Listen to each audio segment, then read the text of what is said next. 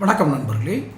Hormuz ஜலசந்தி உலகத்தினுடைய பெரும்பான்மையான கடல் போக்குவரத்து அந்த வழியாக தான் நடந்திருக்கொண்டு இருக்கிறது. இப்போ நம்ம எல்லாத்துக்கும் தெரியுது. முன்னாடி கூட சரியாக தெரியாமல் இருந்திருக்கலாம், பொதுமக்களுக்கு வியாபாரம் செய்வர்களுக்கு தெரிந்திருக்கும். இப்போது அது ஆபத்து நிறைந்த பகுதியாக மாறிவிட்டது. வேறு வழியில் போங்க, அந்த வழியை தவிர்த்துக்கிடுங்க அப்படின்னு ஈரான் நாட்டினுடைய புரட்சி காவலர் படை அப்படிங்கிற ஒரு அமைப்பு, அதான் அந்த அமைப்பு தான் அங்கே நிர்வாகம் பண்ணுது. இராணுவம், நிர்வாகம், நிதி எல்லாத்தையுமே அதான் பண்ணிகிட்ருக்கு. இப்போ அவங்க புதிய பாதை ஒன்று, கடல் பாதை ஒன்று வரைபடம் அனுப்பிச்சிருக்காங்க. அந்த வரைபடத்தை நான் இந்த பதிவுடைய டிபியாக வச்சுருக்கேன், தம்பனையில் வச்சுருக்கேன். அந்த பிக்சரில் நீங்கள் பார்த்தீங்கன்னா அந்த மாற்று வழி என்ன, எப்படியெல்லாம் வரணுங்கிற படம் இருக்கும். அதை பார்த்து தெரிஞ்சுக்கலாம். இதில் இருக்க முக்கியமான ஒரு குறிப்பு என்ன அப்படின்னா, ஏன் இந்த ஹார்முஸ் ஜலசந்தியை அவங்க தவிர்க்க சொல்கிறாங்க ஈரானி அப்படின்னா, ஈரான் அந்த புரட்சி படை, காவலர் படை, அவங்களுடைய கூற்றுப்படி அந்த கடல்களில் கன்னி வெடிகள் காத்திருக்கும். இப்போ நடந்த தாக்குதல்களெல்லாம் வச்சு பார்க்கும் பொழுது அவர்கள் கடலில் கன்னி வெடிகளை புதைத்து வைத்திருக்கக்கூடிய அபாயம் இருக்கிறது. யார்? ஈரான் நாட்டுக்கு எதிரிகள் யார் வேண்டுமானாலும் இருக்கலாம். நேரடியாக போரிடுவது வேண்டுமானால் அமெரிக்காவும் இஸ்ரேலும் இருக்கும். மற்ற வளைகுடா நாடுகள் எல்லாமே இவர்கள் பகைத்து விட்டார்கள்.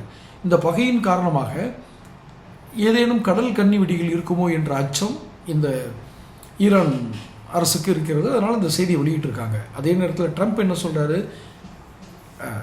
ஈரானுடைய அறிக்கையில் அணு ஆயுதங்கள் இல்லை, இந்த ஹார்முஸ் ஜலசந்தியை திறந்துருவோம் அப்படின்னு சொன்னால் கூட, நாங்கள் இன்னும் எங்களுக்கு நம்பிக்கை வரும் வரை எங்களுடைய ஒப்பந்தம், அதாவது வளைகுடா நாடுகளில் அமெரிக்க இராணுவ தளங்கள் அமைப்பதற்கான ஒப்பந்தம் போடப்பட்டிருக்கிறது. அந்த ஒப்பந்தம் நிறைவேறும் வரை, அந்த ஒப்பந்த காலம் வரை எங்கள் கப்பல்கள் அங்கேயே தான் நிறுத்தப்படும்.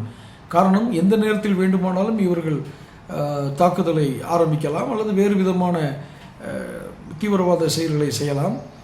ஹார்முஸ் ஜலசந்தியை மீண்டும் ஏதேனும் ஒரு புதிய கட்டுப்பாட்டுக்குள் கொண்டு வரலாம் என்ற சந்தேகங்கள் அமெரிக்காவுக்கு இருக்கிறது, ட்ரம்ப் அவருக்கு இருக்குது. அதனால தான் இப்போ என்ன சொல்கிறாரு, எங்கள் படைகள் வாபஸ் வாங்க மாட்டோம், யுத்த கப்பல்கள் அங்கே தான் நிற்கும், ஆனால் போர் தொடுக்க மாட்டோம். ஏனென்றால் உலகத்தினுடைய சர்வதேச அளவில் பொருளாதார தாக்கம் எல்லாம் ஏற்படுதுங்கிறதுனால நாங்கள் போர் தொடுக்க மாட்டோம்னு சொல்லியிருக்காங்க.